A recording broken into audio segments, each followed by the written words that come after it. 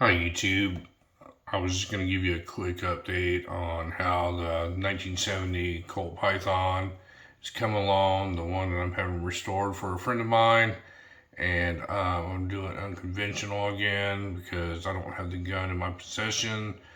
Gunsmith has it, and he's going to recreate this royal blue finish. So here we are. I'm going to show you on a computer.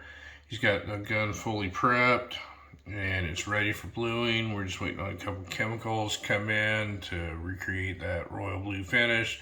As you can see, all the surfaces are all prepped and ready to go. Everything's all smooth and everything. This thing's gonna look awesome. Here's the other side. Last time y'all saw it, everything was all dirty. He had just stripped all the finish off of it. Now it's been polished. That's the most important part, is polishing the surface before you blew it. That's how Colt got that mirror light, wet looking blue in it.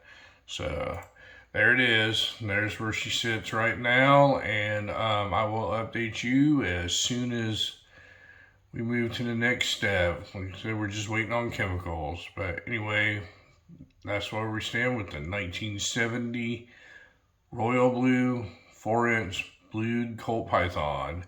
Thank you very much for watching, and you folks have a great day.